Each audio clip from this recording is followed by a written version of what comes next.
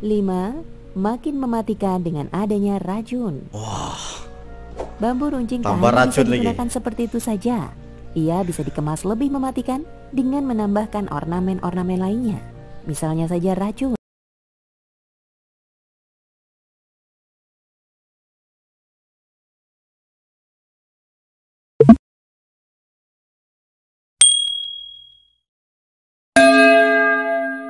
Yo, Assalamualaikum warahmatullahi wabarakatuh dan salam sejahtera. Oke, bersama dengan saya lagi Maslan Mula dalam reaction channel Konjo Junior.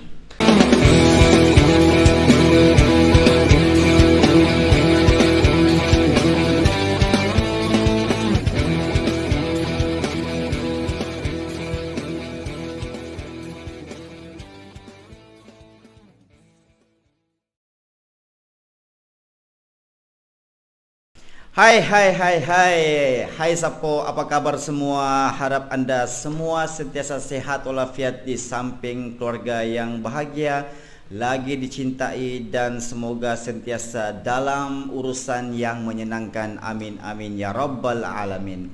Oke Sapo, saya sudah menyepi selama lebih kurang Sapo 2 minggu lebih, yang mana saya mempunyai aktiviti ataupun kegiatan ataupun kerja yang sangat-sangat memerlukan dan masa tidak mencukupi ataupun tidak menepati untuk saya membuat seterusnya konten-konten ini. Harap maaf 1000 kali maaf Sapo.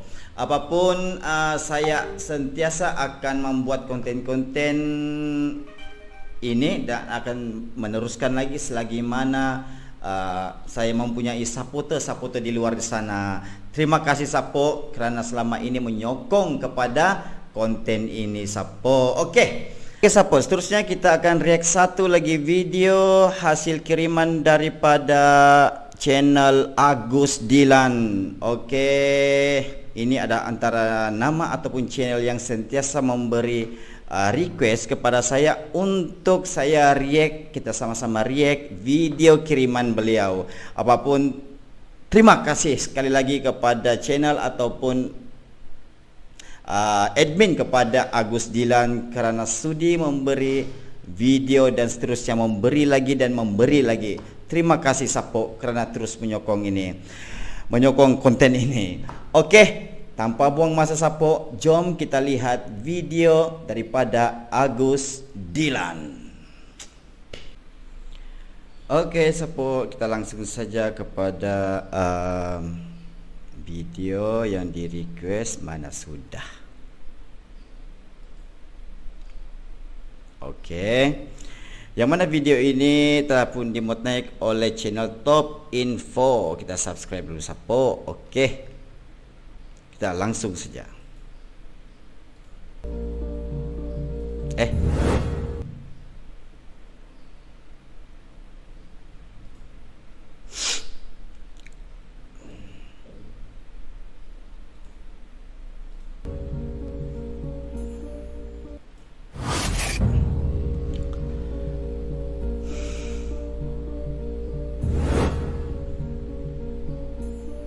Di masa penjajahan dulu, teknologi persenjataan Indonesia dengan Belanda atau Jepang bisa dibilang terpaut jauh.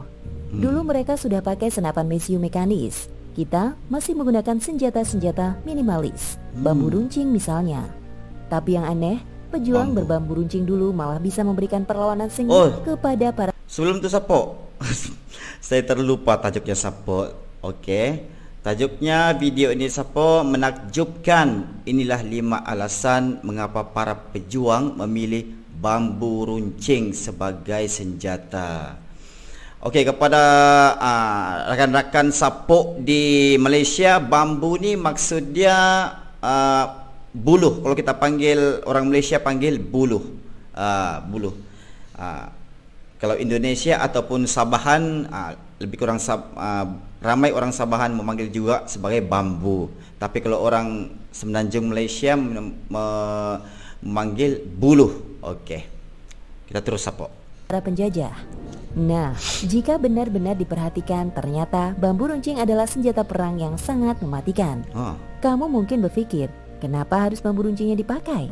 Kalau sama-sama kayu saja, kenapa tak pakai jati atau yang lainnya dengan ketahanan yang lebih kuat? Jawabannya tak lain karena bambu adalah pohon yang sangat spesial dan punya banyak kelebihan. Sehingga para pejuang dulu memakainya tanpa ragu sebagai senjata utama dan memang benar-benar berhasil membuat penjajah merasakan mimpi buruk. Jadi, kenapa pejuang mengandalkan bambu runcing dan apa penyebab senjata ini sangat mematikan? Para pejuang ternyata punya alasan logis dan cerdas untuk itu. Yuk, simak ulasannya berikut.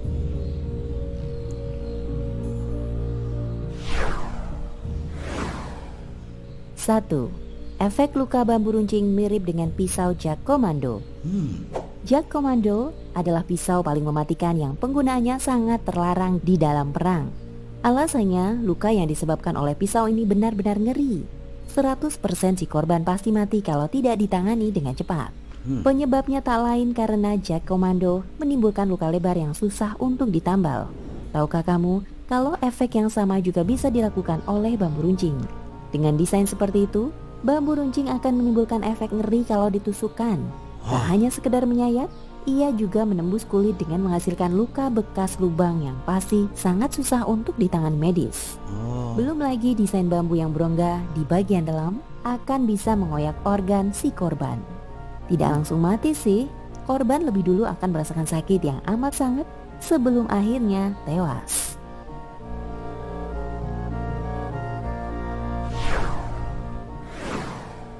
Dua, sangat mudah digunakan dan tahan banting.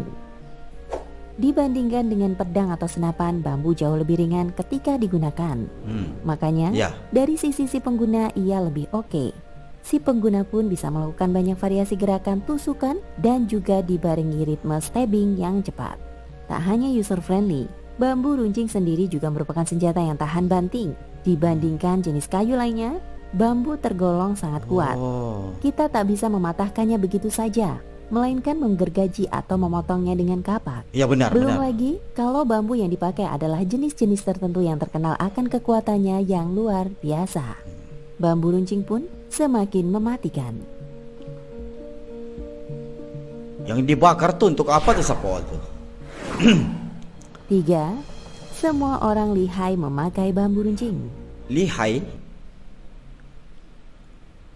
Semua orang lihai. Lihai ini memakai bambu runcing. Oke. Pejuang dulu tentu berpikir keras bagaimana cara untuk berjuang secara efektif tanpa buang-buang waktu. Maksudnya, melakukan latihan-latihan panjang hanya untuk menggunakan satu jenis senjata saja. Lalu, akhirnya diputuskan untuk menggunakan bambu yang penggunaannya sangat mudah. Semua orang pasti bisa menggunakan bambu sebagai senjata. Bobot yang tak seberapa berat itu pasti memudahkan siapapun untuk membawa atau memakainya saat combat. Kalau dipikir-pikir, penggunaan bambu runcing ini memang benar-benar sangat brilian.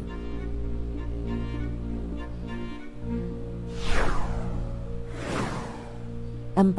Senjata murah meriah dan ketersediaannya melimpah. Salah satu keunggulan utama dari bambu runcing adalah karena pengadaannya yang sangat mudah. Dulu, pasti hutan-hutan bambu masih begitu lebat di seantero Indonesia. Para pejuang hanya perlu mengambil-ambilnya saja sesuai dengan kebutuhan. Begitu bambu runcingnya habis, ya tinggal ambil saja lagi sebanyak apa yang dibutuhkan. Ini tentu jadi keuntungan besar bagi para pejuang dulu. Biaya yang dibutuhkan untuk senjata bisa sedikit dikurangi lalu dialihkan ke bagian lainnya. Belum lagi, bambu runcing juga tak butuh waktu lama untuk membuatnya.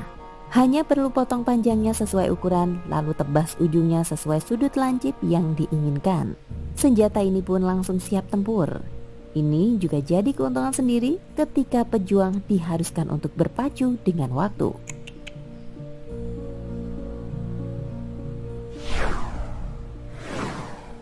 5. Makin mematikan dengan adanya racun. Bambu runcing tak hanya bisa digunakan seperti itu saja. Ia bisa dikemas lebih mematikan dengan menambahkan ornamen-ornamen lainnya. Misalnya saja racun.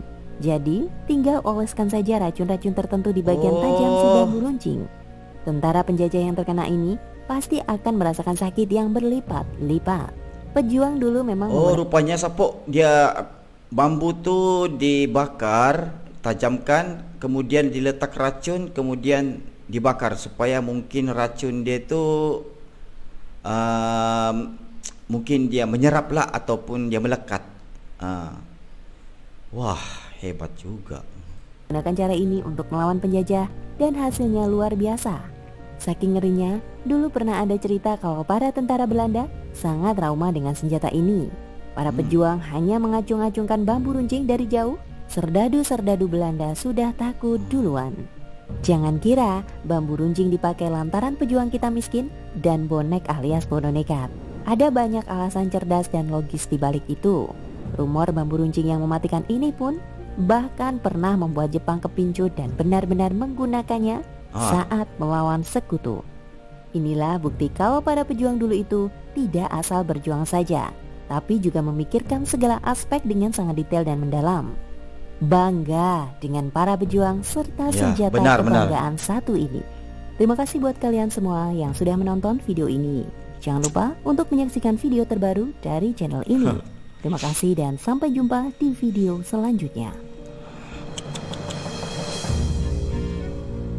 Oke Sapo, terima kasih kerana sudi bersama dengan saya lagi Sapo, dan ucapan ribuan terima kasih kepada channel Agus Dilan.